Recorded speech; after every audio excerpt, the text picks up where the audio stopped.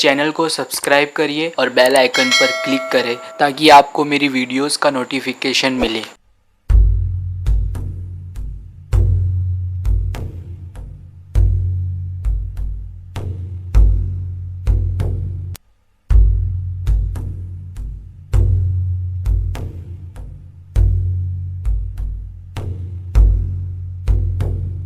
سن 1258 میں Hulagu Khan کے لشکر نے عباسی خلافت کی راجدھانی بغداد پر حملہ کیا۔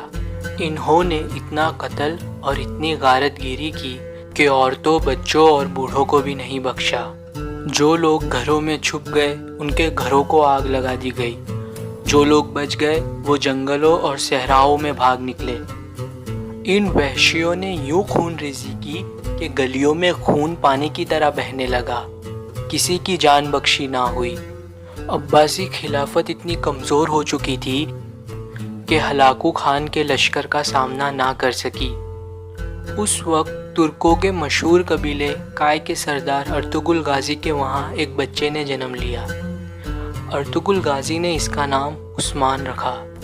عثمان اسی وقت پیدا ہوئے جس وقت بغداد میں عباسی خلافت کا خاتمہ ہوا۔ اگر آپ ارطغرل غازی کی زندگی کے بارے میں جاننا چاہتے ہو تو میں نے اس پر پہلے ہی ایک ویڈیو بنا دی ہے، آپ آئی بٹن پر کلک کر کے اسے دیکھ سکتے ہو۔ عثمان اپنے تینوں بھائیوں میں سب سے چھوٹے تھے مگر بہت ہی زیادہ بہادر اور قابل تھے۔ عثمان کا اپنے وقت کے مشہور بزرگ شیخ عبداولی سے روحانی تعلق تھا۔ یہ اکثر ان کی خانقاہ میں جایا کرتے۔ ایک مرتبہ عثمان شیخ عبداولی کی خانقاہ میں سوئے تو انہوں نے ایک خواب دیکھا۔ جب عثمان نیند سے اٹھے تو انہوں نے اپنا خواب شیخ عبداولی کو بتایا۔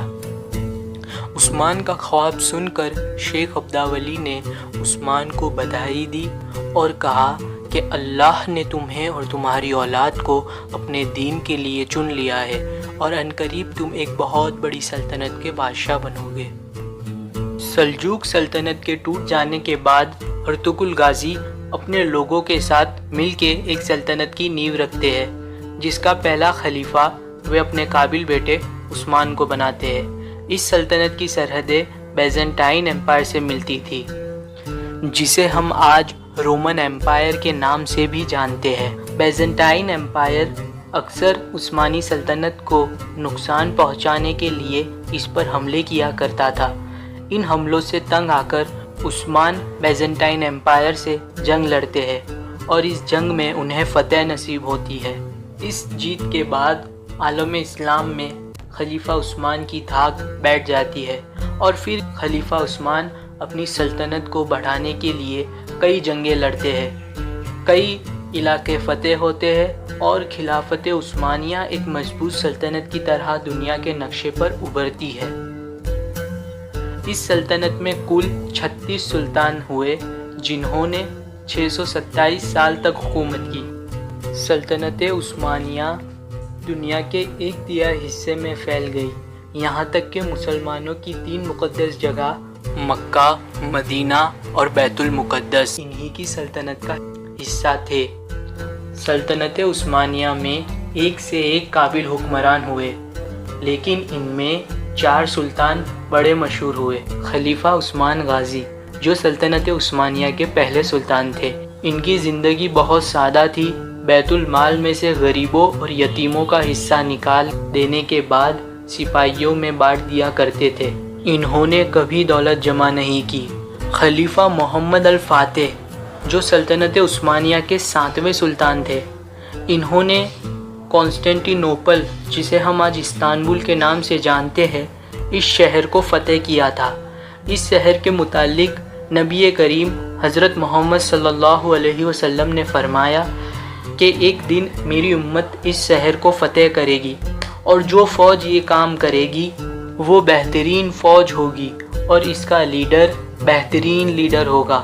اس سے پتہ چلتا ہے کہ سلطان محمد الفاتح کتنے بہترین لیڈر تھے جن کے بارے میں نبی کریم حضرت محمد صلی اللہ علیہ وسلم نے یہ پیشن گوئی کی تھی۔ سلطان سلیمان جو سلطنت عثمانیہ کے 10ویں سلطان تھے، ان کا شمار بھی سلطنت عثمانیہ کے بہترین سلطانوں میں ہوتا ہے۔ سلطنت عثمانیہ کے زیادہ تر علاقے انہوں نے ہی فتح کیے تھے۔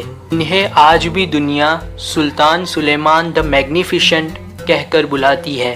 سلطان عبدالحمید ثانی، ان کا شمار بھی سلطنت عثمانیہ کے بہترین سلطانوں میں ہوتا ہے۔ انہوں نے دنیا بھر کے مسلمانوں کے لیے بہت سے کام انجام دیے۔ سلطان عبدالحمید ثانی نے ہی مکہ سے استنبول تک کی ریلوے لائن بنوائی تھی، جسے ہم حجاز ریلوے کے نام سے بھی جانتے ہیں، جو مکہ، مدینہ، بیت المقدس اور استنبول کو جوڑتی تھی۔ جب فرسٹ ورلڈ وار ہوئی تو سلطنت عثمانیہ نے جرمنی کا ساتھ دیا اور انہیں ہار کا سامنا کرنا پڑا۔ اس کے بعد برطانیہ اور فرانس جیسی حکومتوں نے ٹریٹی آف لوزین کی تحت سلطنت عثمانیہ کو توڑ دیا۔ سلطنت عثمانیہ کے ٹوٹ جانے کے بعد اس میں سے 40 ملک الگ ہوئے جو یورپ، ایشیا اور افریقہ میں واقع تھے، اور اس طرح اس عظیم سلطنت عثمانیہ کا خاتمہ ہوا جس نے کبھی دنیا کے 1/3 حصے پر راج کیا تھا۔